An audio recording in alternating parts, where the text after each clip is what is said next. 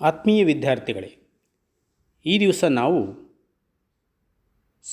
10ನೇ ತರಗತಿ ಸಮಾಜ ವಿಜ್ಞಾನದ ಇತಿಹಾಸದಲ್ಲಿ ಮೊದಲ ಅಧ್ಯಾಯವಾಗಿರ್ತಕ್ಕಂಥ ಭಾರತಕ್ಕೆ ಯುರೋಪಿಯನ್ನರ ಆಗಮನ ಈ ಒಂದು ಅಧ್ಯಾಯದ ಬಗ್ಗೆ ತಿಳ್ಕೊಳ್ಳೋಣ. ಈ ಒಂದು ಅಧ್ಯಾಯದಲ್ಲಿ ನಾವು ಕೆಲವು ವಿಚಾರಗಳನ್ನು ತಿಳ್ಕೊಳ್ತೇವೆ. ಮೊದಲನೇದಾಗಿ ಭಾರತವು ಯುರೋಪಿಯನ್ನರೊಂದಿಗೆ ಯಾವ ರೀತಿ ವ್ಯಾಪಾರ ಸಂಬಂಧವನ್ನು ಹೊಂದಿತ್ತು ಅನ್ನೋದ್ರ ಬಗ್ಗೆ, ಭಾರತಕ್ಕೆ ವ್ಯಾಪಾರಕ್ಕಾಗಿ ಬಂದಿರತಕ್ಕಂಥ ಯುರೋಪಿಯನ್ನರು ಯಾರ್ಯಾರು, ಯುರೋಪಿಯನ್ನರ ರಾಜಕೀಯ ಏಳಿಗೆಯ ಹಿನ್ನೆಲೆ ಮತ್ತು ಕಾರ್ನಾಟಿಕ್ ಯುದ್ಧಗಳು, ಪ್ಲಾಸಿ ಕದನ, ಬಕ್ಸಾರ್ ಕದನ ಮತ್ತು ದ್ವಿಪ್ರಭುತ್ವದ ಬಗ್ಗೆ ಹಾಗೂ ಬ್ರಿಟಿಷರ ಆಕ್ರಮಣಕಾರಿ ನೀತಿಯ ಬಗ್ಗೆ ಈ ಒಂದು ಅಧ್ಯಾಯದಲ್ಲಿ ತಿಳ್ಕೊಳ್ತೀವಿ ಮಕ್ಕಳೇ. ಈಗಾಗಲೇ ಹಿಂದಿನ ತರಗತಿಯಲ್ಲಿ ತಾವುಗಳು ಭಾರತಕ್ಕೆ ಯುರೋಪಿಯನ್ನರು ಏತಕ್ಕಾಗಿ ಬಂದರು ಅನ್ನೋದನ್ನು ತಮಗೆಲ್ಲ ಗೊತ್ತಿರೋ ವಿಚಾರ.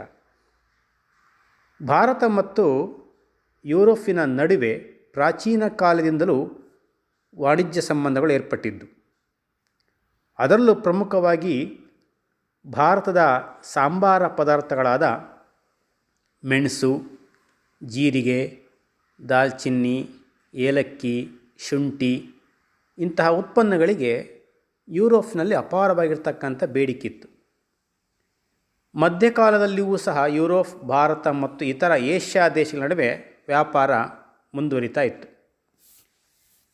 ಏಷ್ಯಾದ ಸರಕುಗಳನ್ನು ಅರಬ್ ವರ್ತಕರು ಪೂರ್ವ ರೋಮನ್ ಸಾಮ್ರಾಜ್ಯದ ರಾಜಧಾನಿಯಾಗಿರ್ತಕ್ಕಂಥ ಕಾನ್ಸ್ಟಾಂಟಿನೋಪಲ್ ನಗರಕ್ಕೆ ತಲುಪಿಸ್ತಾಯಿದ್ರು. ಅಲ್ಲಿಂದ ಇಟಲಿಯ ವರ್ತಕರು, ರೋಮನ್ ಸಾಮ್ರಾಜ್ಯದ ಒಂದು ಭಾಗವಾಗಿರ್ತಕ್ಕಂಥ ಇಟಲಿಯ ವರ್ತಕರು ಅವುಗಳನ್ನು ಕೊಂಡುಕೊಂಡು ಯುರೋಪಿನ ಇತರ ದೇಶಗಳಿಗೆ ಅವರು ಮಾರಾಟವನ್ನು ಮಾಡ್ತಾಯಿದ್ರು. ಹೀಗಾಗಿ ಕಾನ್ಸ್ಟಾಂಟಿನೋಪಲ್ ಅಂತಾರಾಷ್ಟ್ರೀಯ ಸರಕು ವಿನಿಮಯ ಕೇಂದ್ರ ಆಯಿತು. ಅದ್ರ ಜೊತೆಗೇ ಯುರೋಪಿನ ವ್ಯಾಪಾರದ ಹೆಬ್ಬಾಗಿಲು ಅಂತ ಅದನ್ನು ನಾವು ಪರಿಗಣಿಸಲ್ಪಡ್ತಾ ಇದ್ವಿ. ಈ ಏಷ್ಯಾ ದೇಶಗಳ ವ್ಯಾಪಾರದ ಮೇಲೆ ಅರಬ್ಬರು ಒಂದು ರೀತಿಯಲ್ಲಿ ಏಕಸ್ವಾಮ್ಯವನ್ನು ಸಾಧಿಸಿದರು, ಅಂದರೆ ವ್ಯಾಪಾರದಲ್ಲಿ ಹಿಡಿತವನ್ನು ಸಾಧಿಸಿದರು. ಯುರೋಪಿನ ದೇಶಗಳ ವ್ಯಾಪಾರದ ಮೇಲೆ ಈ ಇಟಲಿಯ ವರ್ತಕರು ಏಕಸ್ವಾಮ್ಯ ಸಾಧಿಸಿದರು. ಏಷ್ಯಾದ ಸರಕುಗಳು ಇಟಲಿಯ ವರ್ತಕರಿಗೆ ಒಳ್ಳೆಯ ಲಾಭವನ್ನು ತಂದುಕೊಡ್ತಾ ಇದ್ದವು.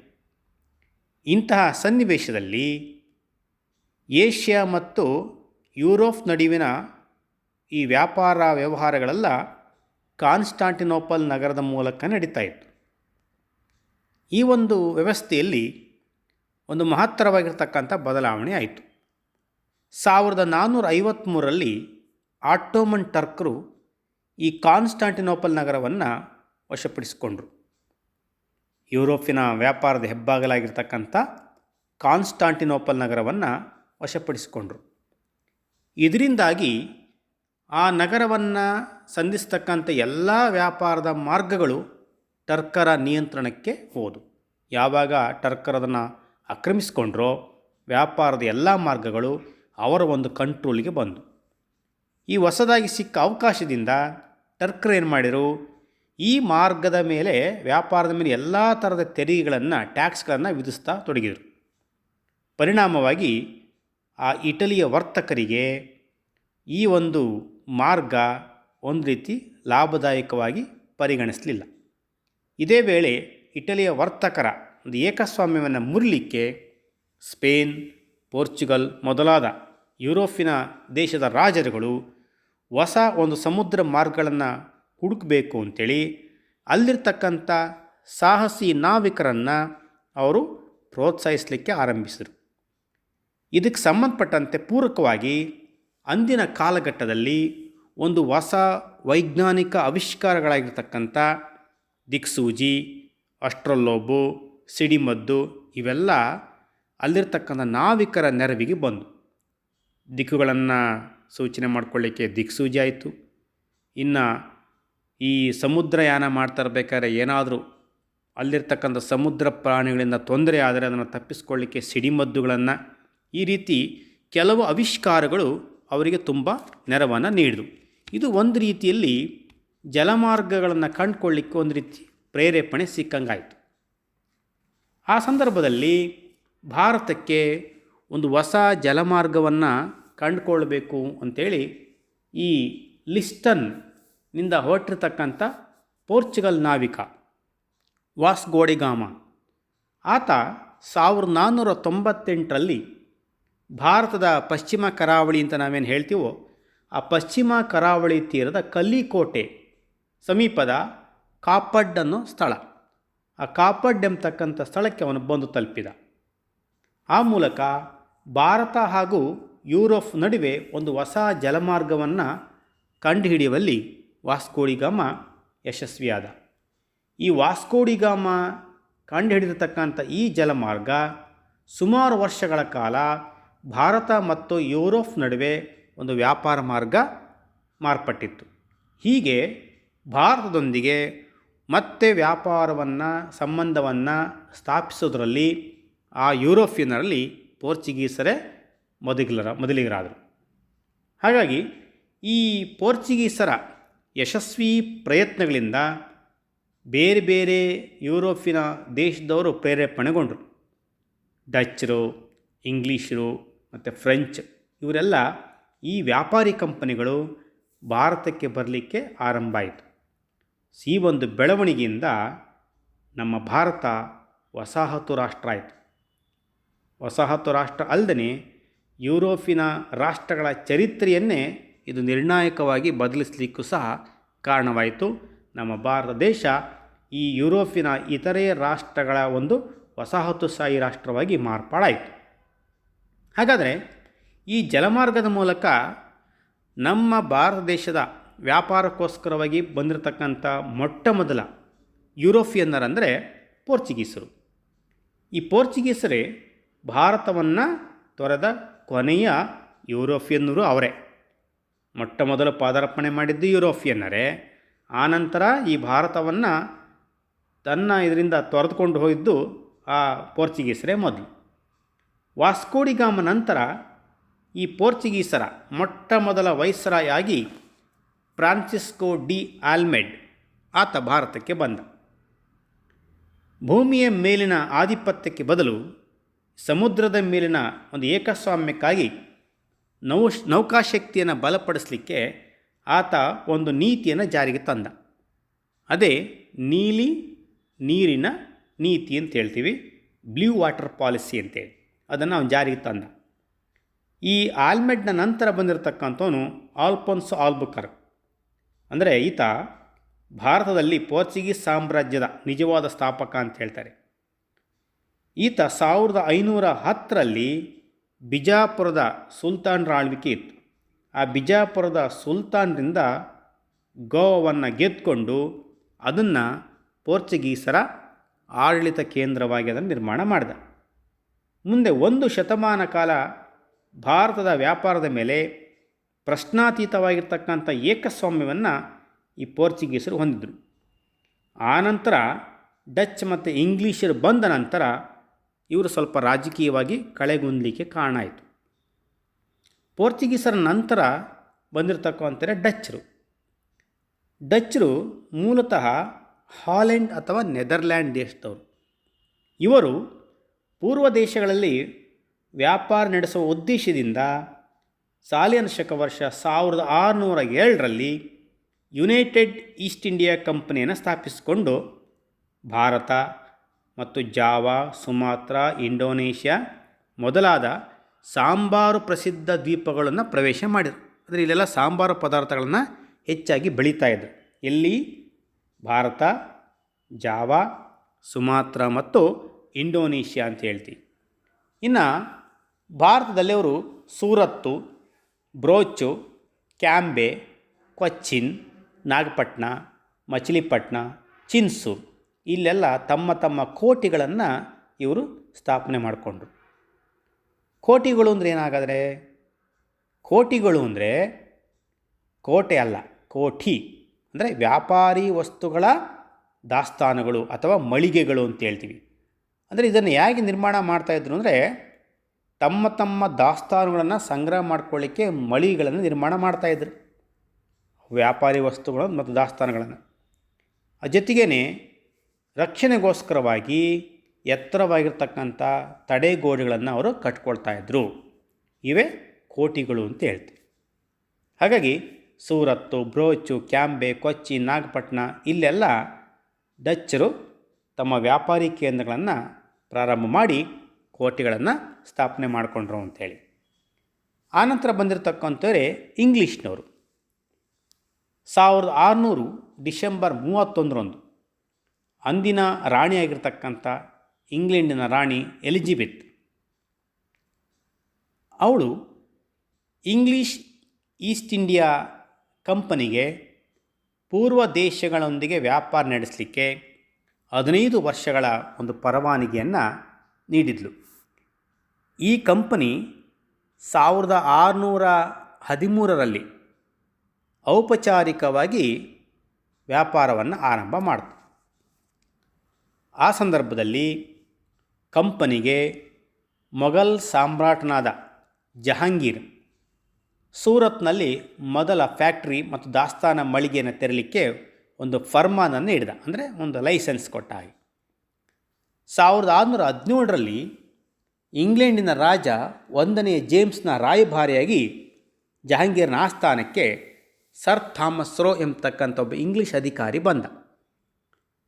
ಈತ ಜಹಾಂಗೀರ್ನಿಂದ ಮೊಘಲ್ ಸಾಮ್ರಾಜ್ಯದ ಕೆಲವೆಡೆಗಳಲ್ಲಿ ಫ್ಯಾಕ್ಟ್ರಿಗಳನ್ನು ಸ್ಥಾಪನೆ ಮಾಡಲಿಕ್ಕೆ ಆತನ ಅನುಮತಿಯನ್ನು ಪಡ್ಕೊಂಡ.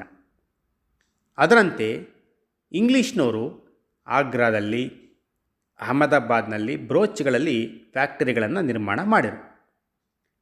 ಇಂಗ್ಲೀಷ್ನವರು 1639ರಲ್ಲಿ ಚಂದ್ರಗಿರಿ ರಾಜನಿಂದ ಮದ್ರಾಸ್ನಲ್ಲಿ ಭೂಮಿಯನ್ನು ಪಡ್ಕೊಂಡ್ರು.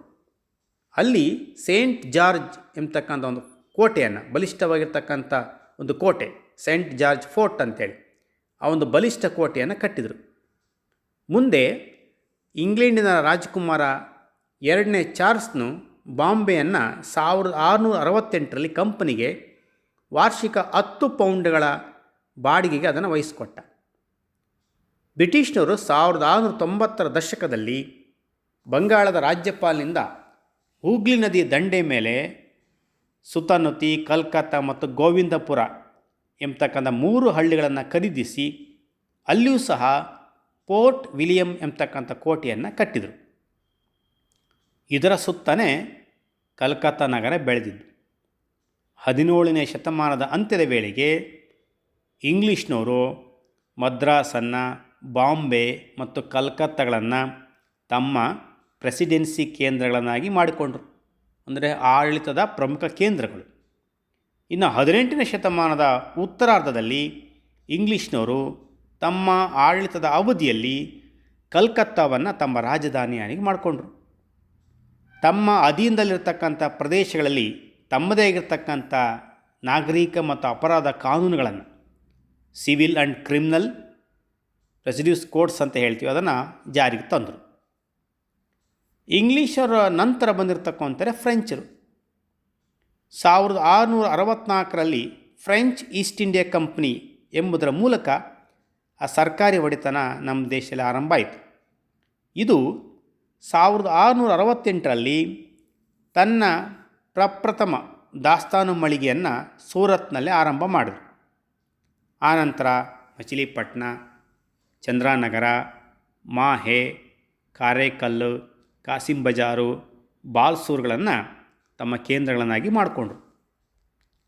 ಫ್ರೆಂಚರು 1674ರಲ್ಲಿ ವಾಲಿಕೊಂಡಪುರಂನ ಸ್ಥಳೀಯ ಮುಸ್ಲಿಂ ಅಧಿಕಾರಿಯಿಂದ ಒಂದು ಹಳ್ಳಿಯನ್ನು ದತ್ತು ಪಡ್ಕೊಂಡ್ರು.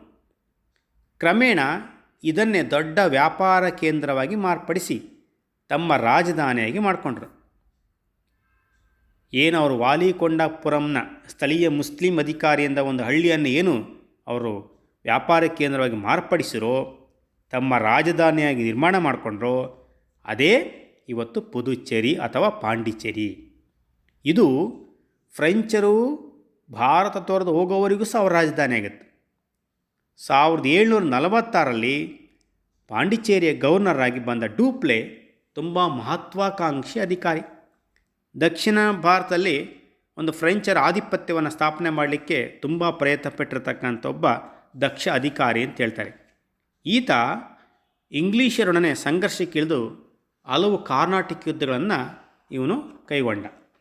ಸೊ ಆ ಒಂದು ಕಾರ್ನಾಟಿಕ್ ಯುದ್ಧಗಳು ಫ್ರೆಂಚ್ ಮತ್ತು ಇಂಗ್ಲೀಷರ ಒಂದು ಪ್ರಬಲವಾಗಿ ಇಲ್ಲಿ ನೆಲೆಯೂರಲಿಕ್ಕೆ, ಇಂಗ್ಲೀಷ್ ನೆಲೆಯೂರಲಿಕ್ಕೆ ಒಂದು ಕಾರಣ ಆಯಿತು. ಆನಂತರ ಫ್ರೆಂಚರು ಭಾರತದಿಂದ ನಿರ್ಗಮನ ಆಗಲಿಕ್ಕೆ ಆ ಯುದ್ಧಗಳೇ ನಿರ್ಣಾಯಕವಾದವು ಅಂತ ಹೇಳ್ತೇವೆ. ಇದು ಬ್ರಿಟಿಷರು ಮತ್ತು ಫ್ರೆಂಚ್ ನಡುವೆ ನಡೆದಿರ್ತಕ್ಕಂಥ ಒಂದು ಪ್ರತಿಸ್ಪರ್ಧೆಯ ಹೋರಾಟ ಅಂತ ಹೇಳ್ತೇವೆ. ಅಂದರೆ ಪೋರ್ಚುಗೀಸರು ಮತ್ತು ಡಚ್ಚರು 18ನೇ ಶತಮಾನದ ಮಧ್ಯಂತರದ ಹೊತ್ತಿಗೆ ಬ್ರಿಟಿಷರು ಮತ್ತು ಫ್ರೆಂಚರ ಪೈಪೋಟಿಯನ್ನು ಎದುರಿಸಲಾಗದೆ ಭಾರತದ ರಾಜಕೀಯ ರಂಗದಿಂದಲೇ ಹಿಂದೆ ಸರಿದರು. ಅಂತಿಮವಾಗಿ ನಮ್ಮ ದೇಶದಲ್ಲಿ ಉಳ್ಕೊಂಡರು ಯಾರು ಅಂದರೆ ಬ್ರಿಟಿಷರು ಮತ್ತು ಫ್ರೆಂಚರು. ಅದರಲ್ಲೂ ದಕ್ಷಿಣ ಭಾರತದಲ್ಲಿ ತಮ್ಮ ರಾಜಕೀಯ ಪ್ರಭಾವವನ್ನು ಉಳಿಸ್ಕೊಳ್ತಕ್ಕಂಥ ಸಲುವಾಗಿ ಇಬ್ಬರೂ ಸಹ ಒಂದು ಶಕ್ತಿ ಪ್ರದರ್ಶನಕ್ಕೆ ಮುಂದಾದರು. ಇದೇ ಸಂದರ್ಭದಲ್ಲಿ ಹೈದರಾಬಾದ್ ಸಂಸ್ಥಾನ ಮತ್ತು ಕಾರ್ನಾಟಿಕ್ ಪ್ರಾಂತ್ಯ ಅಂತ ಹೇಳ್ತೇವೆ, ತಮಿಳುನಾಡಿನ ಪೂರ್ವ ಭಾಗ. ಈ ಕಾರ್ನಾಟಿಕ್ ಪ್ರಾಂತ್ಯದಲ್ಲಿ ರಾಜಕೀಯ ಅಸ್ಥಿರತೆಯ ಲಾಭ ಪಡೀಲಿಕ್ಕೆ ಫ್ರೆಂಚರು ಮತ್ತು ಬ್ರಿಟಿಷರು ಪ್ರಯತ್ನವನ್ನು ಮಾಡ್ತಾ ಬಂದರು.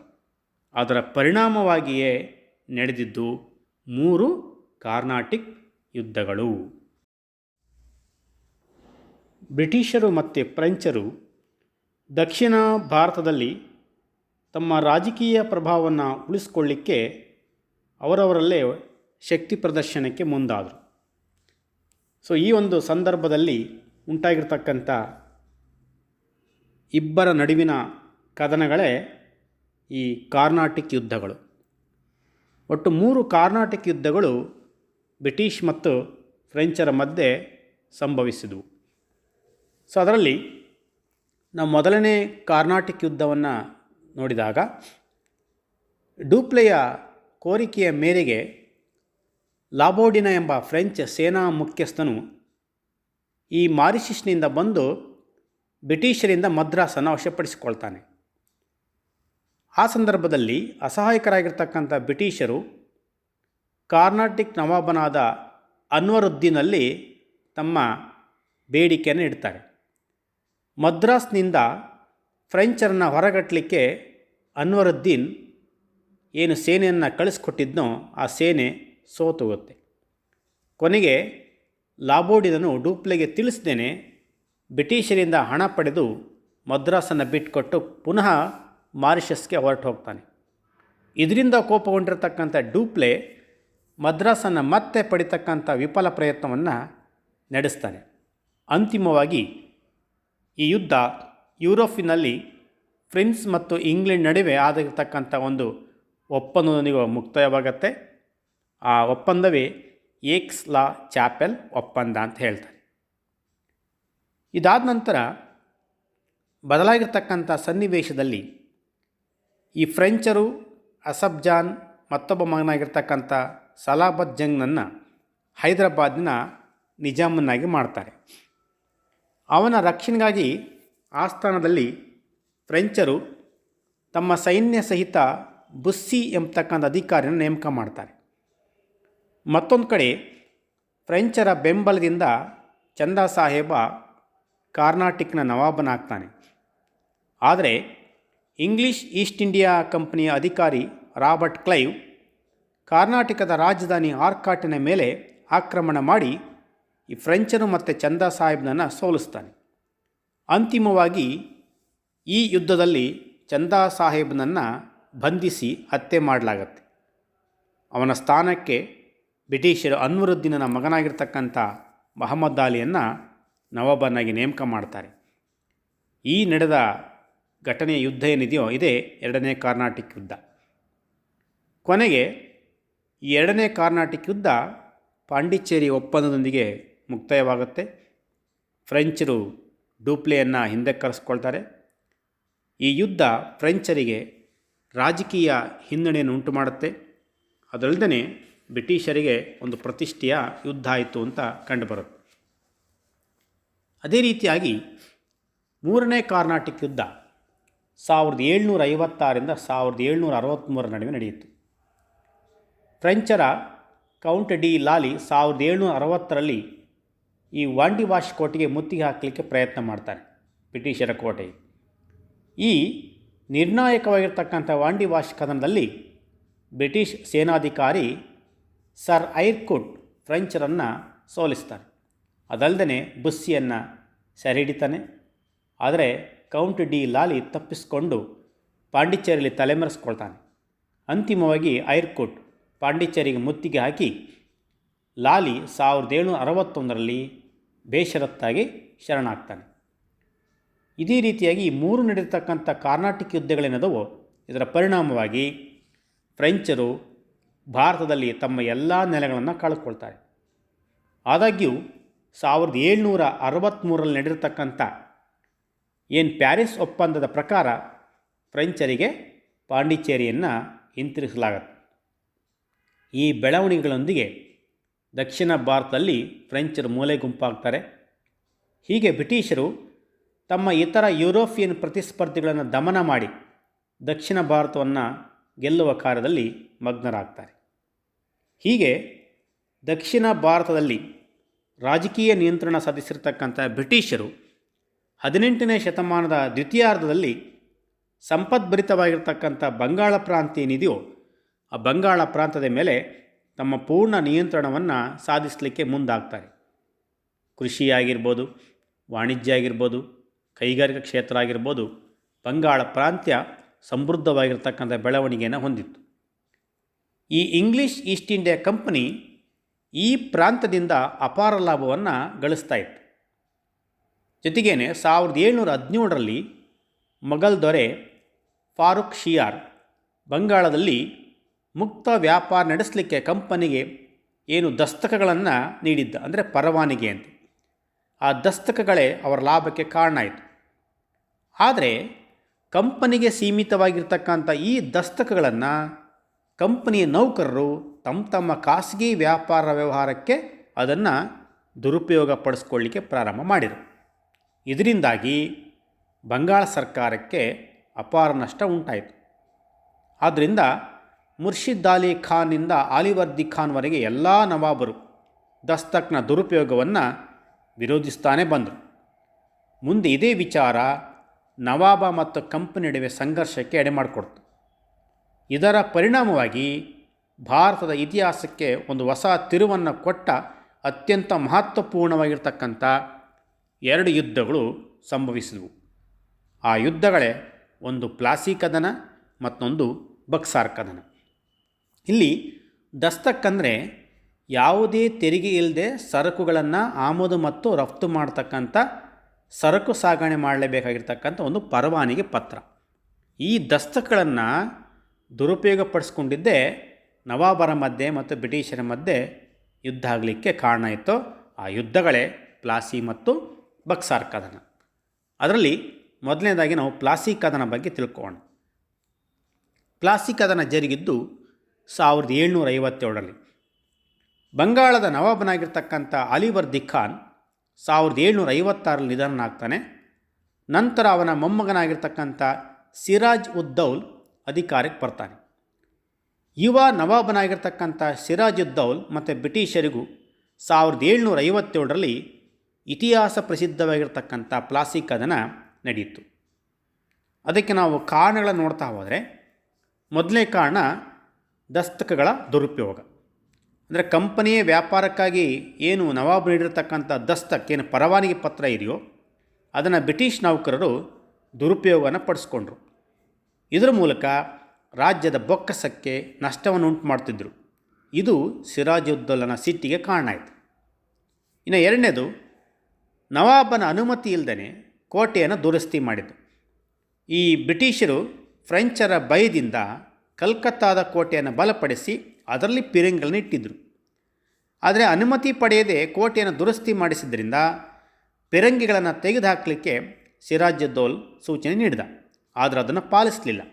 ಇದರಿಂದ ಸಿರಾಜುದ್ದೌಲ್ ಕೋಪಗೊಂಡ. ಇನ್ನು ಮೂರನೇದು ಕಪ್ಪು ಕೋಣೆ ದುರಂತ ಅಂತ ಹೇಳ್ತೀನಿ. ಅಂದರೆ ಸಿರಾಜುದ್ದೌಲ್ ಪೋರ್ಟ್ ವಿಲಿಯಂ ಕೋಟೆಯನ್ನು ಸುಲಭವಾಗಿ ಗೆದ್ದು ಕೆಲವರನ್ನು ಸೆರೆ ಹಿಡಿತಾನೆ. ಈ ಸೆರೆ ಹಿಡಿರ್ತಕ್ಕಂಥ 146 ಬ್ರಿಟಿಷರನ್ನು ಚಿಕ್ಕದಾಗಿರ್ತಕ್ಕಂಥ ಕೊಠಡಿಯಲ್ಲಿ ಬಂಧಿಸ್ತಾನೆ. ಅವರಲ್ಲಿ 123 ಮಂದಿ ಸತ್ತು ಹೋಗ್ತಾರೆ. ಇದನ್ನು ನಾವು ಇತಿಹಾಸದಲ್ಲಿ ಕಪ್ಪು ಕೋಣೆಯ ದುರಂತ ಅಂತ ಕರಿತೀವಿ ನಾವು. ಈ ಸುದ್ದಿಯನ್ನು ಕೇಳಿರ್ತಕ್ಕಂಥ ಬ್ರಿಟಿಷ್ ಅಧಿಕಾರಿ ರಾಬರ್ಟ್ ಕ್ಲೈವ್ ಉಗ್ರ ಕೋಪದಲ್ಲಿ ಬಲಿಷ್ಠವಾಗಿರ್ತಕ್ಕಂಥ ಸೇನೆಯೊಂದಿಗೆ ಬಂಗಾಳಕ್ಕೆ ಬರ್ತಾನೆ. ಅಂದರೆ ಮೊದಲು ನವಾಬನ ವಿರೋಧಿಗಳಾಗಿರ್ತಕ್ಕಂಥ ಮಾಣಿಕ್ ಚಂದ್, ಓಮಿ ಚಾಂದ, ಜಗತ್ ಸೇಠ್ ಇವರೆಲ್ಲ ಬಂಗಾಳದ ಲೇವಾದೇವಿಗಾರರು. ಇವರನ್ನು ಶ್ರೀಮಂತರನ್ನು ತನ್ನ ಕಡೆಗೆ ಸೆಳೆದುಕೊಳ್ತಾನೆ. ನಂತರ ಸಿರಾಜನ ಸೇನಾಧಿಪತಿಯಾಗಿರ್ತಕ್ಕಂಥ ಮೀರ್ ಜಾಫರ್ನನ್ನು ನವಾಬನ್ನಾಗಿ ಮಾಡ್ತೀವಿ ಅಂತೇಳಿ ಬ್ರಿಟಿಷರು ಅವನಿಗೆ ಆಮಿಷವನ್ನು ಒಡ್ತಾರೆ. ಆದ್ದರಿಂದ ಯುದ್ಧದಲ್ಲಿ ತಟಸ್ಥನಾಗಿರಬೇಕು ಅಂತ ಅವನಿಗೆ ಮನವರಿಕೆ ಮಾಡಿಕೊಡ್ತಾರೆ. ಇದರಿಂದ ಧೈರ್ಯಗೊಂಡಿರ್ತಕ್ಕಂಥ ರಾಬರ್ಟ್ ಕ್ಲೈವ್ 1757 ಜೂನ್ 23ರಂದು ಸಿರಾಜುದ್ದೌಲಾ ಮೇಲೆ ಕದನವನ್ನು ಸಾರ್ತಾನೆ. ಪ್ಲಾಸಿ ಎಂಬತಕ್ಕಂಥ ಸ್ಥಳದಲ್ಲಿ ರಾಬರ್ಟ್ ಕ್ಲೈವ್ ಮೊದಲೇ ಯೋಜನೆ ಮಾಡ್ದಂಗೆ ಎಲ್ಲವೂ ನಡೀತತೆ. ಆ ಯುದ್ಧ ಭೂಮಿಯಿಂದ ತಪ್ಪಿಸಿಕೊಂಡಿರ್ತಕ್ಕಂಥ ಸಿರಾಜುದ್ದೌಲನ್ನು ಸೆರೆ ಹಿಡಿದವನನ್ನು ಕೊಲ್ಲಲಾಗ್ತದೆ. ಈ ಒಂದು ಪ್ಲಾಸಿ ಕದನದಿಂದ ಏನೇನು ಪರಿಣಾಮ ಬೀರಿತು ಅಂತೇಳಿದ್ರೆ, ಈ ಯುದ್ಧ ಭಾರತೀಯರಲ್ಲಿರ್ತಕ್ಕಂಥ ಅನೈಕ್ಯತೆ, ಅಸಂಘಟನೆ ಮತ್ತು ಆ ಕಾಲದ ವ್ಯಾಪಾರಿ ವರ್ಗದಲ್ಲಿರ್ತಕ್ಕಂಥ ಒಂದು ಲೋಭಿತನವನ್ನು ಪ್ರದರ್ಶನ ಮಾಡಿತು. ಆ ಜೊತೆಗೇ ಮೀರ್ ಜಾಫರ್ ಬಂಗಾಳದ ನವಾಬನಾದ. ಈ ಕಂಪನಿ ಬಂಗಾಳ ಪ್ರಾಂತದಲ್ಲಿ ವ್ಯಾಪಾರ ನಡೆಸಲಿಕ್ಕೆ ಅನಿರ್ಬಂಧಿತವಾಗಿರ್ತಕ್ಕಂಥ ಹಕ್ಕನ್ನು ಪಡೆಯಿತು. ಜೊತೆಗೇ ಸಿರಾಜನು ಕಲ್ಕತ್ತಾದ ಮೇಲೆ ನಡೆಸಿರ್ತಕ್ಕಂಥ ಆಕ್ರಮಣಕ್ಕೆ ಪರಿಹಾರವಾಗಿ ಮೀರ್ ಜಾಫರ್ ಕಂಪನಿಗೆ 17,70,00,000 ರೂಪಾಯಿಗಳನ್ನು ನೀಡ್ತಾನೆ. ಒಟ್ಟಾರೆ ಮೀರ್ ಜಾಫರ್ ಕಂಪನಿ ಮತ್ತು ನೌಕರರ ಕೈಗೊಂಬೆಯಾಗಿ ನಿರಂತರವಾಗಿರ್ತಕ್ಕಂಥ ಶೋಷಣೆ ಒಳಗಾಗ್ತಾನೆ. ಇದರಿಂದ ನವಾಬನ ಬೊಕ್ಕಸ ಬರಿದಾಯಿತೇ ವಿನಃ ದನ ಪಿಶಾಚಿಗಳಾಗಿರ್ತಕ್ಕಂಥ ಕಂಪನಿಯ ಅಧಿಕಾರಿಗಳ ತೃಷೆ ಮಾತ್ರ ತೀರಲಿಲ್ಲ. ಪರಿಣಾಮವಾಗಿ ಬ್ರಿಟಿಷರು ಮೀರ್ ಜಾಫರ್ ಅಸಮರ್ಥ ಅಂತ ತಿಳ್ಕೊಂಡು ಅವನನ್ನು ನವಾಬಸ್ಥಾನದಿಂದ ಪದಚ್ಯುತಗೊಳಿಸರು. ಆನಂತರ ಅವನ ಅಳಿಯನಾಗಿರ್ತಕ್ಕಂಥ ಮೀರ್ ಕಾಸಿಂನನ್ನು ಬಂಗಾಳದ ನವಾಬನನ್ನಾಗಿ ನೇಮಕ ಮಾಡಿದರು. ಇದಿಷ್ಟು ಪ್ಲಾಸಿ ಕದನ. ಇದಾದ ನಂತರ ನಡೆದಿದ್ದು ಬಕ್ಸಾರ್ ಕದನ 1764ರಲ್ಲಿ. ಮೀರ್ ಕಾಸಿಂ ಒಬ್ಬ ಸಮರ್ಥ ಆಡಳಿತಗಾರ. ಈತನು ಸಹ ಆರಂಭದಲ್ಲಿ ಈಸ್ಟ್ ಇಂಡಿಯಾ ಕಂಪನಿಗೆ ನಿಷ್ಠೆಯಿಂದ ಇದ್ದ.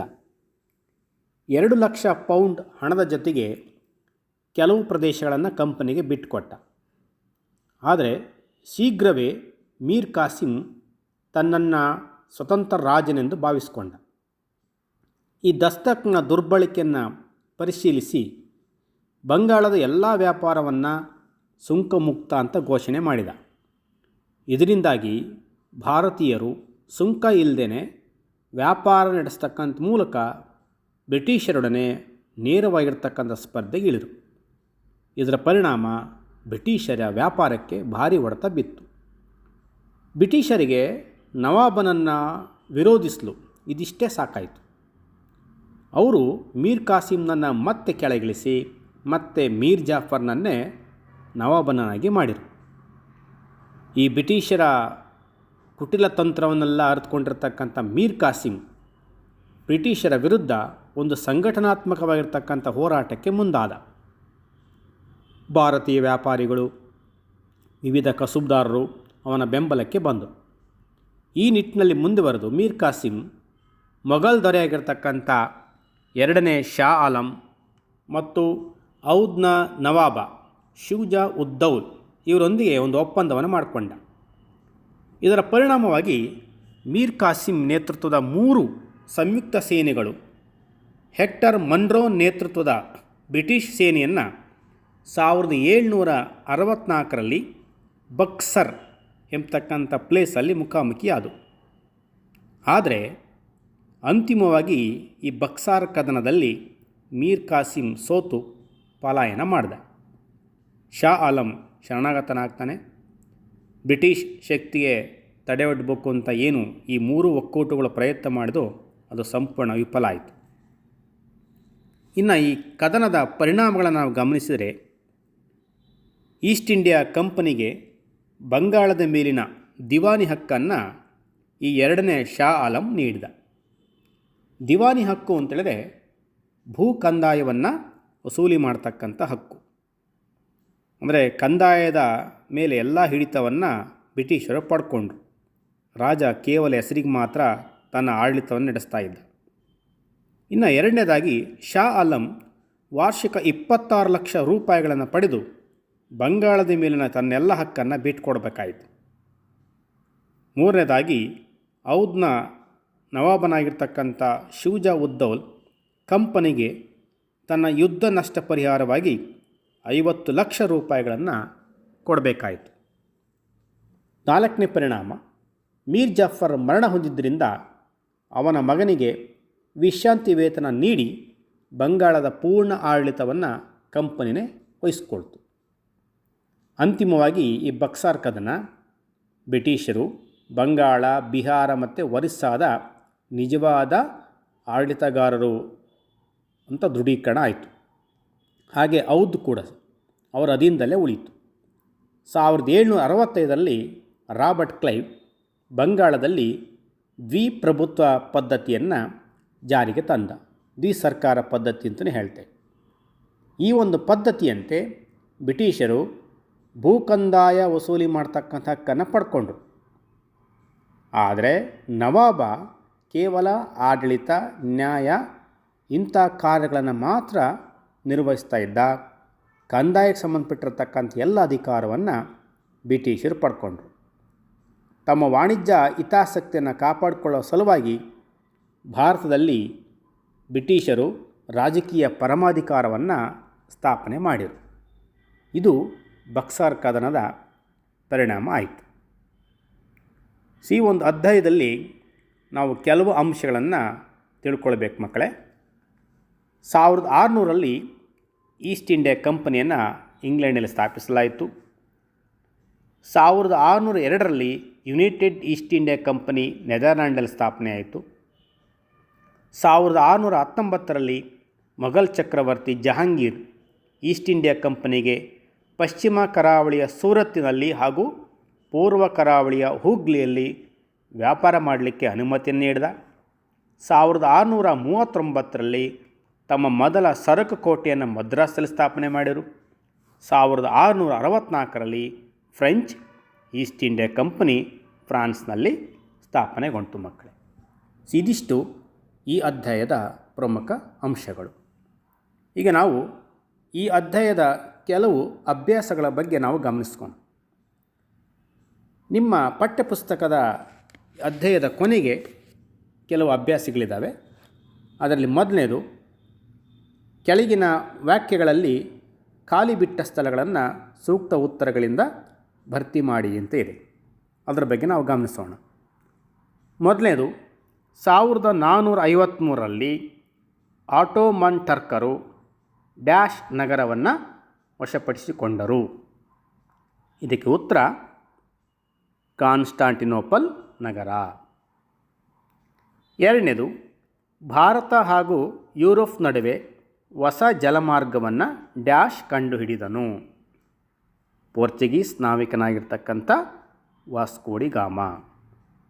ಮೂರನೇದು, ಭಾರತದಲ್ಲಿದ್ದ ಫ್ರೆಂಚರ ರಾಜಧಾನಿ. ಭಾರತದಲ್ಲಿದ್ದ ಫ್ರೆಂಚರ ರಾಜಧಾನಿ ಯಾವುದು? ಪಾಂಡಿಚೇರಿ. ರಾಬರ್ಟ್ ಕ್ಲೈವ್ನು 1757ರಲ್ಲಿ ಸಿರಾಜ್ ಉದ್ ದೌಲ್ನ ಮೇಲೆ ಡ್ಯಾಶ್ ಕದನ ಸಾರಿದನು. ರಾಬರ್ಟ್ ಕ್ಲೈವನು 1757ರಲ್ಲಿ ಸಿರಾಜ್ ಉದ್ ದೌಲ್ನ ಮೇಲೆ ಡ್ಯಾಶ್ ಕದನವನ್ನು ಸಾರಿದನು. ಪ್ಲಾಸಿ ಕದನ. ಈಸ್ಟ್ ಇಂಡಿಯಾ ಕಂಪನಿಗೆ ಬಂಗಾಳದ ದಿವಾನಿ ಹಕ್ಕನ್ನು ಡ್ಯಾಶ್ ನೀಡಿದನು. ಈಸ್ಟ್ ಇಂಡಿಯಾ ಕಂಪನಿಗೆ ಬಂಗಾಳದ ದಿವಾನಿ ಹಕ್ಕನ್ನು ಡ್ಯಾಶ್ ನೀಡಿದನು. ಎರಡನೇ ಶಾ ಆಲಂ.